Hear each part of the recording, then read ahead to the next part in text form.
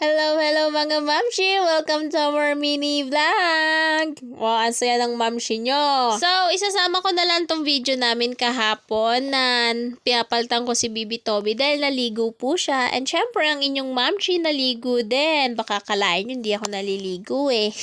So, dahil hindi ko naman natuloy yung video ko kahapon, kaya hindi rin ako nakapag-post, ngayon natin itutuloy dahil it's a good news. May good news ako para sa inyo mga mamshi. Diba dahil Wednesday ngayon, laba day ko. Last week hindi ako naglaba. Kaya napilitan ako maglaba ngayon dahil wow, bundok na, bulkan na kitde yung aking labahin. Kaya yun, kailangan ko maglaba. So, hindi ko na videohan yung paglalaba ko mga mamshi dahil yung cellphone ko ay iniwan ko sa tabi ni Bibi Toby dahil nagpapa-music siya.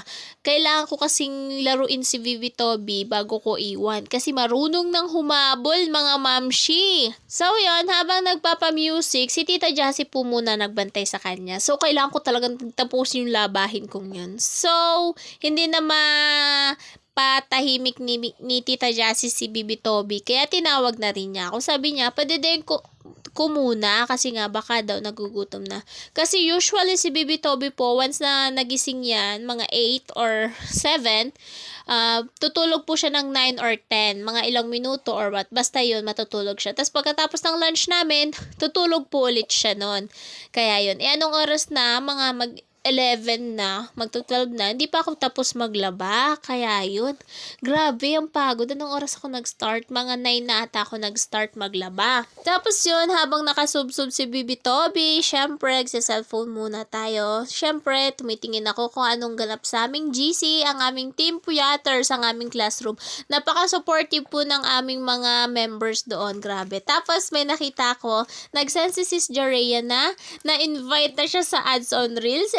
Wow, tuwan-tuwa kami. Congratulations, ganun-ganon. Tapos ako, mag-i-engage sana muna ako. Kasi kapag wala akong magawa or nagsi-cellphone, talagang nakikipag-engage ako sa mga ka-team ko. Tapos sa mga, syempre, reply comments tayo. Tapos kailangan ko din po pala kasi i-check yung appeal ko kay Meta ng about sa violation ko na alisin na niya, ganun-ganon. Kasi dinelete ko naman na.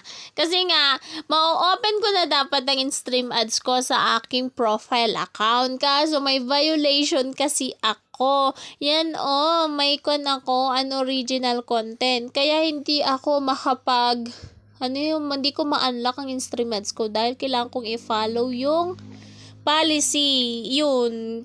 Kaya nag-appeal ako. Tapos alam nyo ba, pagdating ko sa profile ko, ito ang nakita ko. Ni-invite ang ating profile for ads on Reels. Ala!